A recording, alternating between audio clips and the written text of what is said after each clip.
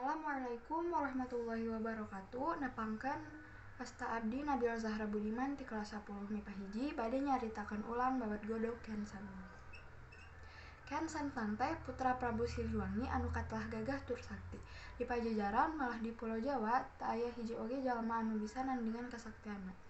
Dina hiji waktu Kian Santang ngadeuheus ka Ramana. Unjuk kandian dirina hayang ningali getih sorangan. Hayang tarung ngadu jajanten. Tapi teu aya anu bisa nandingan. Teu lila ujug-ujug aya aki-aki anu nyamperkeun ka Kanjeng Prabu.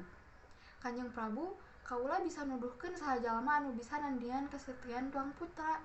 Jauh pisan eta jalma teh, ayana di nagri Mekah ngaranna Bagenda Ali. Saha kira-kira anu bakal unggul lamun anak kaula tarung jeung Bagenda Ali? Kanjeng Prabu alik naon. Aneh pisan, samemeh ngajawab eta aki-aki teh geus ngaleungit duka ka mana nyelesna. Ti harita Kian Santang teu genah cicing. Hayang garagok patepung jeung jalma anu ngaranna Bagenda Ali. Hayang gara tarung jajanten. Hiji waktu Kian Santang pamitan ka Ramana Prabu Siliwangi. Sejamiang ka nagri Mekah rek nepungan Bagenda Ali. Sanggeus diwidian ku Ramana, gejlik bae anjeunna angkat ti Pajajaran. Lempang ngulon muru kalebah panon poe surup. Bubuhan jalma sakti lempangna teh napak kancang nyaeta lempang dina kulit cai. Nyak gancang kaditu kakulenkeun barang nepi ka nagri Mekah. Kian Santang patepung jeung aki-aki anu keur ngiuhan handapeun tangkal korma. Pok Kian Santang nanya, "Ki, cing tuduhkeun di mana ayana Bagenda Ali teh?" Eta aki teh ukur melong ngeges-ngeges ka anu anyar datang. "Saha ujang teh?" Pok kalah nalik nanya. "Kaula teh Kian Santang ti Pulau Jawa, kaula hayang patepung jeung Bagenda Ali.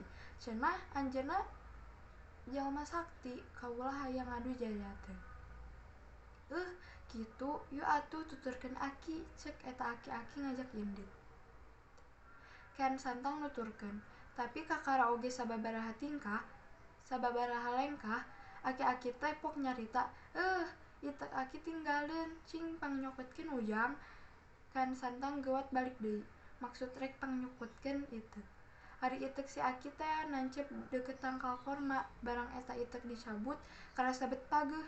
Kian Santang nyabut deui beuki bedas. Anggar bae teu kacabut, Kian Santang mapatkeun ajian. Nyabut deui eta itek satakar tenaga. Aneh pisan, lain itek anu kacabut teh, tapi sukuna ambles kana taneuh. Kitu jeung kitu bae, unggal manehna nyabut sukuna kalah beuki mebes. Kian Santang geus ngoprot kesang, itek angger teu bisa kacabut. Manehna mimiti boga curiga yen aki-aki nu boga eta itek teh tangtu lain jalma samana. Keur kitu aki-aki teh geus aya gigireun. "Saha anjeunna Andika teh? Saha saenyana Andika teh, Ki?" ceuk Kian Santang sembulungse. Si aki ukur seuri ditanya kitu teh. "Nya kaula anu diteangan ku Andika teh, kaula Bagenda Ali." Ngadengi kitu, rumpuyuk bae Kian Santang nyuguh kana sampean Bagenda Ali. Manehna taluk, sadar yen kasaktian Kanjeng Bagenda. Sadar yen kasaktian dirina ukur satungtung buuk upama dibandingkeun jeung elmu kawedegan Bagenda Ali.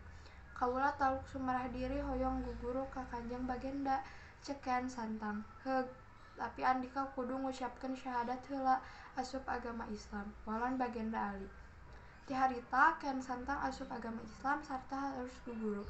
Ngulik babagan agama Islam di nagri Mekah. Saenggeus ngarasa cukup ngalap elmu, Kian Santang pamitan hayang mulang deui ka nagrina Pajajaran. Ku Bagenda Ali diwidian kalayan dibere pancen yen Kian Santang kudu nyebarkeun agama Islam di Pulau Jawa. Aya dua rupa barang anu dibekelkeun ku Bagenda Ali, nyaeta tasbih jeung kitab Al-Qur'an. Kian Santang mulang deui ka Pajajaran nyebarkeun agama Islam. Teu saeutik rahayat Pajajaran anu tuluy ngagem agama Islam. Ari Ramana Prabu Siliwangi teu kersaeun ngagem agama Islam, dibarengan ku sawatara prajuritna. Prabu Siliwangi ninggalkeun karaton mimisi ka hiji tempat di pakiduran Garut. Ceuk sakaol di dinya anjeunna ngahiang ngaleungit tanpa wujud, ari para prajuritna ngindar rupa jarima. Sakitu wae nu bisa abdi caritakeun ulang. Hapunten bila aya kalepatan. Wassalamualaikum warahmatullahi wabarakatuh.